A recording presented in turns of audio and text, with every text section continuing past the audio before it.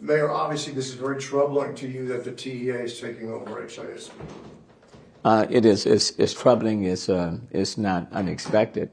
I mean, based on the sources that I have and information that I received a couple of weeks ago, they told me that as of 2 weeks ago, TEA had already made its decision to take over HISD, to take over the board of trustees, to remove the superintendent.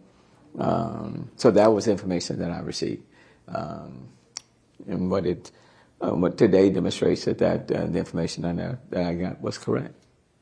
There's nothing that can stop it at this point, correct? Well, I'm not saying that there's nothing that can stop it.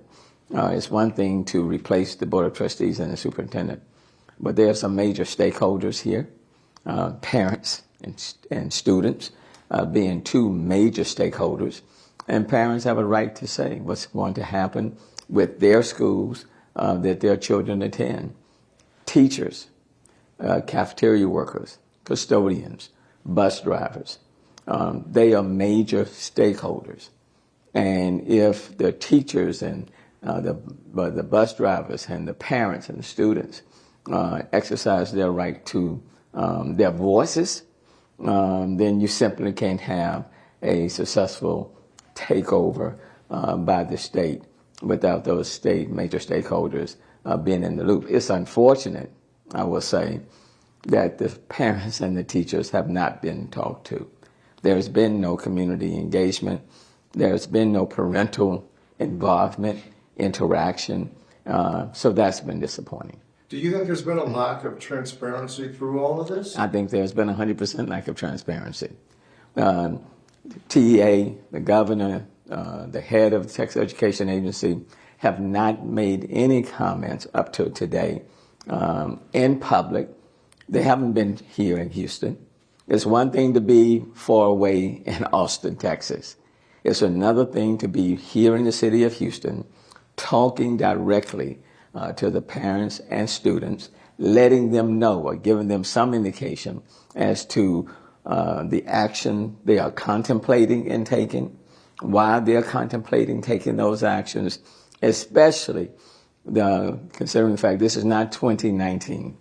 Because in 2019, a lot of us, including myself, had concerns about the school board and the direction of HISD, including myself, and was critical of the direction in which HISD was heading. Some 4 years later, you have a new superintendent. You pretty much have a new board of trustees. 40 of the 50 schools that were receiving D's or F's ratings have advanced, doing much better. One of the high schools in question is no longer failing, doing better.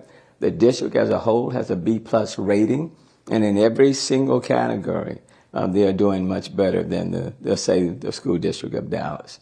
So this is not the same school district under the same management that existed in 2019. Because of everything you just said, that's kind of why so many people are questioning why this is even going on right now. That is why I am being much more engaged now than I would have been 4 years ago. I understood the concerns and had concerns where the district was in 2019. But when you look at the data, and you have schools that are in 40 of those 50 schools in a much better place. The one school that they keep reporting to is in a better place. And you have a new superintendent, and I have not heard the state or anyone criticize the performance of this superintendent. And you have a different school board in large part. Some people believe that it's political because, you've got the governor that he's pushing vouchers, and now here the largest district in the state is being taken over by the state. I mean, do you think that politics is... Absolutely, come on, absolutely. But it's not just the vouchers. When you look at a number of bills filed in the legislature, They are bills that are preempting the authority of cities and counties. You look at the bills that are filed in this legislature. There are bills that saying to the city of Houston, Austin, Dallas, San Antonio, that you cannot even govern your cities in large part unless given express approval by the state of Texas. And now if you look at what's happening in HISD, if this is a move to take over for the state to essentially be calling the shots and running your local school district. Now let me pose this question, which I hope you will pose to TEA and to the state of Texas. Now that you are moving to take over HISD, other than replacing the Board of Trustees and the superintendent, what other resources are you bringing to the school district that's going to have a different outcome? Because what they are saying, the way I would read it, is the state is saying, we are going to commit to you that there will be no failing schools in HISD. None. Okay? What are the goals that they are seeking to achieve? What are the benchmarks by which we should measure their performance? And what additional resources will you be bringing to HISD? Right now, the school districts in the state of Texas, in terms of dollars and cents, receive less than the national average. And in the report that was done by the Kinder Institute, they indicated that there has not been any successful state takeover of the size or anywhere close to the size of HISD. Not a one. So ask TEA. You tell them to tell the parents and the students where there has been a successful takeover of a school district the size of HISD, or anywhere close to the size, that has been successful. But what the data does say is that when you put more resources into these schools, when you put more resources, the students will do better. Do you know yet how it will physically actually happen? I mean, will people from Austin come here to Houston? Will they have the board meetings instead of the board members? I mean, do you know how it will? I think those are good questions. You know, I think they had online applications, or there have been applications for the board of managers. Who will be selecting those board of managers? What role will the parents have in the selection of those board of managers? And they're not just taking over one school. There are 273 schools in HISD. 273. Okay? Basically you're saying the managers are going to be running the entire school district of HISD? And by how are we to measure their performance? And who do they report to? Do they report to the parents? Do they report to the community leaders in those communities? Or do they report to the state of Texas and Austin? And who will call the shots? Will Austin be calling the shots on these board of managers? And then who dismisses them? Suppose their performance is under par. All of those questions are without answers right now.